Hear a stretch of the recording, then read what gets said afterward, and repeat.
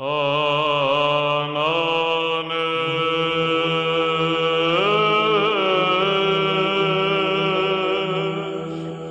there!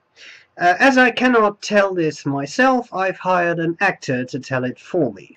I was walking home and I was like going through an alley, and there was like a narrow alley, and I was like walking there, and then all of a sudden there was a bunch of gangbangers, and they just come up to me and they like try to mug me, but I didn't have like a 45 or like a blade because I always leave them at home, so I was like threatened, and there was no police in the area, so there was like nothing I could do, and then so all I had was a tactical pen, and I just bashed the skulls in, and then I got off.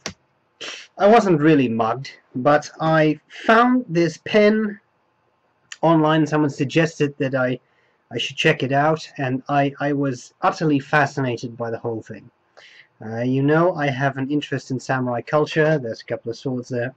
And I know that samurai had a type of weapon which was like a stick, a small stick you put in your hand, and you can target, not so much hit someone in the face with that, but you can target joints or pressure points on the body, and that causes a lot of pain, and you can use that to defend yourself. Now this pen is made to do just that, and I had no idea this kind of stuff was made.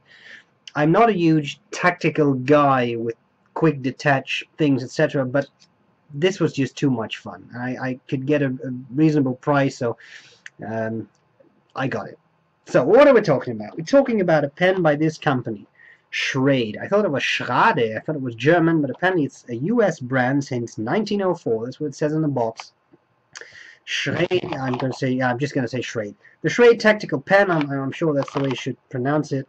Comes in a simple cardboard box. Looks very tactical. Look, has little tactical things on there. You see that? Tactical cardboard. You open it up in a tactical manner, and then you find two tactical sheets of paper. The first is, it's a part of the Taylor Brands LLC, Schrade, and you find a limited lifetime warranty. Sounds good to me. Note how I don't throw this over my shoulder. I mean, this is tactical. It could like, attack me if I did that. Here we have the Schrade fountain pen and ballpoint pen. Now, I don't think it's actually a ballpoint. I think it's a rollerball that you get with it, but I'll come back to that in a second. So an instruction sheet and how to what the different parts are, how they work. I got the black version, but there's also a brown version that I know of, a brown metallic version. But if you go tactical, then I would say you should go for something that is black, like a Mont Blanc or like tactical gear. We have the pen. You have the little box, and the little box has some other stuff in there. It has another section and a rollerball insert filling. What do you call that? By Schmidt. It's a simple thing. You use the spare section, you put this thing in there, and then you can turn the pen into a tactical rollerball. So there you go, put that away, and you get two international short standard cartridges, and then of course you get the pen. Now this is a serious pen, I'm not kidding. Here I have, so on this side, I'm not cheating, on this side you have a Mont Blanc 149. On the other side you have the tactical pen. It's just a bit bigger, and it's no joke. This is a heavy pen. It weighs about 50 grams, which is heavy for a pen. This is all metal. There are no plastic parts. It has a lot of funny features. So I'll talk you through the pen as far as that's possible. Near the end you've got the, well, usually we just say that's the back end of the pen, but here it's the business end. You see that point where you're supposed to jam that into some person when you're attacking them. Notice also that on the cap, this bit of the cap is flat. You get these very tactical looking screws that keep the clip in place. The clip is very tight, but it's sort of like a Waverly clip. If you can see that, it points up just a little bit. It's actually screwed in place there, as I said, very tight, and the top end of that cap is flat, and I'm assuming that is so that you can hold it in a manner like this, and you can actually strike with that. This clip is actually sort of I can put two fingers on the clip, and then I can put two fingers below that, and I can hold it like this, and I think, even though I'm not trained in anything, I could really hit someone with this, should I want to do so. Of course, I'm not advocating any violence, but, you know, Tactical pen, right? Okay, then we get these sort of fuller grooves, and you get those little ribs at the end. It all looks very fancy and tactical. It's very interesting. Okay, you unscrew the cap. You can probably hear it's all metal. And out comes a surprisingly large nib. I was expecting a pretty small nib on this pen. I would say this is about Ahab sized. I'm not sure whether we can actually identify the brand, because it just says, no, it just says Iridium Point Germany, one of the IPG nibs. There's some scroll work on it. I don't know. It's a fairly dry nib. I'll be working a bit on that to make it wetter.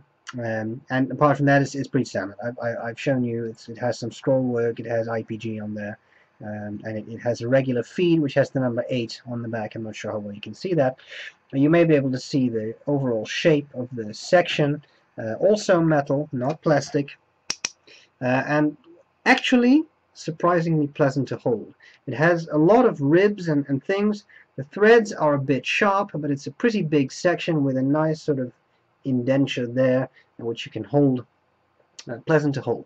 It's big, as you can see. This is not a small pen, and then you can post it by screwing the cap in place, and then it gets really huge. This is a huge pen, so you may, I don't know, do something with this, but for me this is not practical. It's super top heavy, and this is, I mean, come on, this is almost, we're talking a baseball bat sized pen or something. I don't know, but you know, it's fun. Should you wonder that I'm going to hold up, this is that rollerball section that also comes with it. And as you can see, it's a little bit different, somewhat different section and a bit bigger, but of course it doesn't have a nib, so that's the difference. All right, so what do I like about it? What do I not like about it? Well, it's a functional fountain pen. I should point out that it doesn't come with a converter, but I added a really inexpensive Chinese sort of standard converter. Fits really well, holds, I would say, as much ink as a regular converter. So that's good. So if you want to use it with bottled ink, you'll have to use a converter, get it yourself. A Monteverde mini converter fits, as far as I understand. And I guess, in principle, you could convert this to a huge eyedropper, but of course, you're taking a risk. It's metal, it could corrode, etc. So it would be nice if you would get a converter, but it's not that expensive a pen, and I guess it's not really made for fountain pen lovers, but more for people who like tactical stuff, and I'm not sure, they may just slap in a cartridge, and let's be fair, that would be a simple way to use it on the road. If you are on a mission to take out a politician or something because you happen to be a hitman, I suppose a cartridge would be easier than bottled ink. So, fascinating. Anything I particularly like? Well, it's a big pen, it's heavy, and it looks funky. I mean, I know that this design is not for everyone. I know that some people will be put off by this.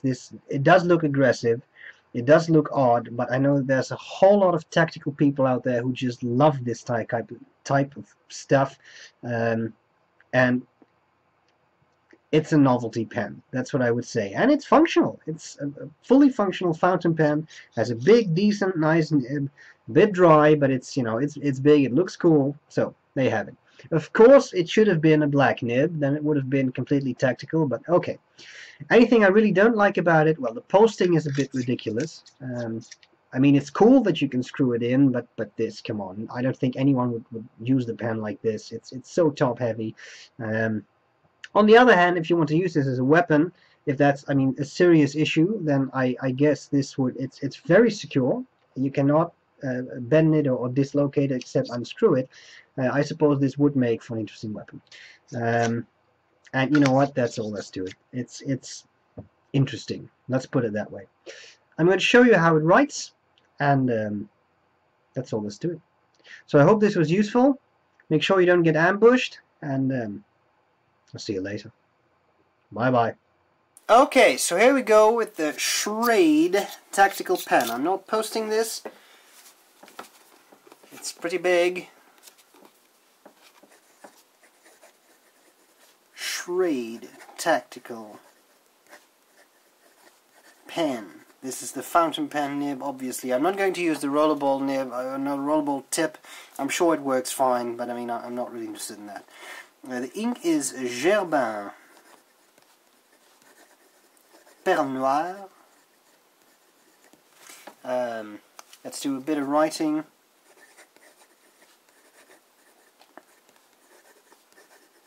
So something you may notice is, well, you probably won't notice that the nib is smooth.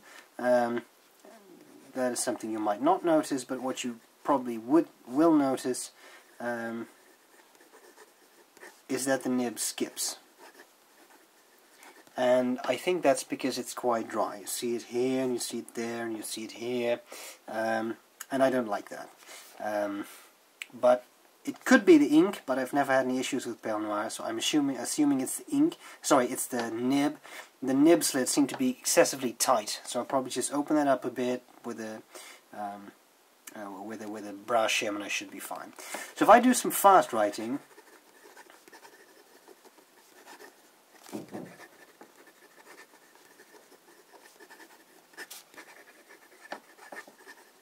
then you can probably see that there's quite a lot of skipping going on.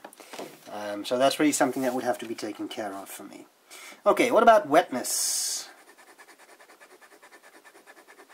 Well, I already said it was quite dry. That's the feeling I'm getting here too. See, it's already dry pretty much. So it doesn't lay down a whole lot of ink. I would definitely work on that. Okay, what about line variation?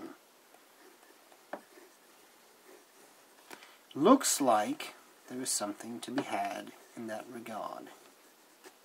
Again, a skip, but this was me. I didn't apply enough pressure. Okay, so you can get some line variation out of this nib. It's not an extremely tight steel nib, which is nice. And you know what? That's pretty much all there's to it. So,